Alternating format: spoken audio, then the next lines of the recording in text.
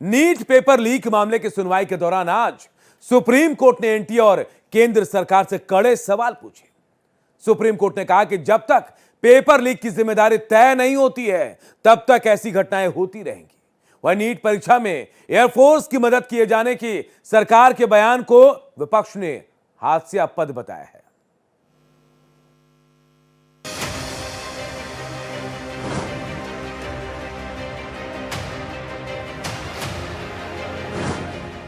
NEET मामले में जहां केंद्र सरकार ने एक बड़ा फैसला लेते हुए परीक्षा कराने में एयरफोर्स की मदद लेने की बात कही है, वहीं सुप्रीम कोर्ट में भी इस मामले की सुनवाई हुई, जिसमें अदालत ने एनटीए और सरकार से कई सवाल किए। सुप्रीम कोर्ट ने पूछा कि निगरानी के लिए जब हाई पावर कमेटी की सिफारिशें लागू की गई थी तो इतनी बड़ी गड़बड़ी आखिर कैसे हो गई। सुप्रीम कोर्ट ने एनटीए को यूपीएससी की भी मिसाल दी। आइए बताते हैं सुप्रीम कोर्ट ने क्या क्या कहा। सुप्रीम कोर्ट ने सवाल किया कि हाई पावर कमेटी की सिफारिशों के बावजूद गड़बड़ी कैसे हुई। सुप्रीम कोर्ट ने कहा कि यूपीएससी भी बड़े पैमाने पर परीक्षाएं कराता है, तब पेपर लीक क्यों नहीं होते। सुप्रीम कोर्ट ने पेपर लीक मामले की जवाबदेही तय करने पर जोर दिया और ये भी कहा कि एक्सपर्ट कमेटी निगरानी करे। भविष्य में भी ऐसी घटनाएं होने की आशंका को देखते हुए सुप्रीम कोर्ट ने आगामी परीक्षाओं की प्रक्रिया के बारे में भी पूछा। सुप्रीम कोर्ट ने एनटीए की मजबूती पर भी सवाल उठाए और एनटीए और सरकार से कहा कि वो युवाओं को निराश न करे। सरकार की ओर से सॉलिसिटर जनरल तुषार मेहता ने बताया कि प्रधानमंत्री नरेंद्र मोदी खुद इस जांच पर नजर रख रहे हैं। उन्होंने कहा कि पेपर लीक के बाद बड़े स्तर पर सुधार किए गए हैं और रीटेस्ट के लिए नए तरीके अपनाए जा रहे हैं। इस बीच विपक्ष ने सरकार पर हमला तेज कर दिया है।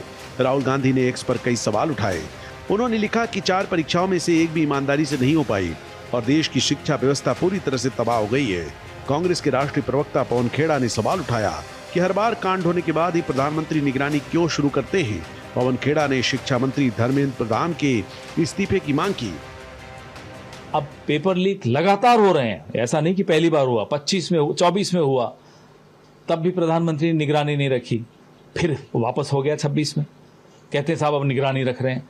तो अब जब भी कोई पेपर लीक होगा तो क्या प्रधानमंत्री इस्तीफा देंगे, जिम्मेदारी लेंगे? क्योंकि धर्मेंद्र प्रधान की तो कोई जिम्मेदारी अब बन नहीं रही। अब अगली बार पेपर लीक होगा क्योंकि आप पेपर्स अब सुना है कि एयरफोर्स को यूज करने वाले हैं, तो क्या रक्षा मंत्री का इस्तीफा मांगे? एक मजाक बना रखा है। आज की जवाबदेही किसकी है? उधर आम आदमी पार्टी के नेता अरविंद केजरीवाल ने सरकार की एयरफोर्स की मदद लेने की बात पर सवाल उठाए हैं और इसे हास्यास्पद बताया है। उन्होंने आरोप लगाया कि शिक्षा व्यवस्था पूरी तरह माफिया की चंगुल में है। और मैं मानता हूं कि जब तक हर बच्चे को अच्छी शिक्षा नहीं मिलेगी, देश तरक्की नहीं कर सकता। कल हमारे देश की सरकार ने ऐलान किया है कि अब नीट के पेपर को लीक होने से बचाने के लिए एयरफोर्स के जहाज से उसको ट्रांसपोर्ट करेंगे, एयरफोर्स के बुलेट प्रूफ ट्रकों से उसको ट्रांसपोर्ट करेंगे। मजाक बना रखा है, हमें बेवकूफ समझ रखा है। पूरी दुनिया में इतने बड़े बड़े पेपर होते हैं, कहीं सुना है कि एयरफोर्स से उनको ट्रांसपोर्ट किया जाता है? कहीं सुना है इस किस्म की नौटंकी? वहीं केंद्रीय कानून मंत्री अर्जुन राम मेघवाल ने कहा कि सुप्रीम कोर्ट की टिप्पणियों को गंभीरता से लिया जाएगा और परीक्षा प्रणाली को मजबूत बनाने के लिए ठोस कदम उठाए जाएंगे। सुनवाई हो रही है जी माँ, बाकी बहुत अच्छी मीटिंग एक राजनाथ सिंह जी की यहाँ हुई, तो सारी परिस्थितियों को ध्यान में रखते हुए धर्मेंद्र प्रधान जी ने एक बड़ा स्टेटमेंट भी जारी किया, वो अपना आप में स्पष्ट है। बिहार में एनडीए सरकार में मंत्री रामकृपाल यादव ने कहा कि सरकार नीट की परीक्षा सही तरीके से करवाने के प्रति पूरी तरह से गंभीर है। नीट मामले में केंद्र की सरकार अत्यंत गंभीर है। माननीय न्यायालय के चिंता वाजिब है और सरकार बहुत गंभीर है, सीरियस है। जो भी गड़बड़ी पाई गई जिसके वजह से लाखों जो विद्यार्थी हैं उनके मन पर असर हुआ है, निगेटिव असर हुआ है, तो भविष्य में नीट की परीक्षा पवित्रता के साथ हो और कोई गड़बड़ी न हो, उसके लिए सरकार आगे कार्रवाई कर रही है, रणनीति बना रही है, योजना बना रही है।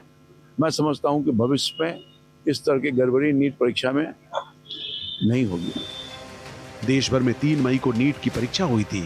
7 मई को पेपर लीक की खबर आई और 12 मई को परीक्षा रद्द कर दी गई। अब 21 जून को करीब 23 लाख छात्र रीटेस्ट देंगे। इस मामले में अब तक 13 लोग गिरफ्तार हो चुके हैं और जांच सीबीआई कर रही है। Bureau report, Bharat express.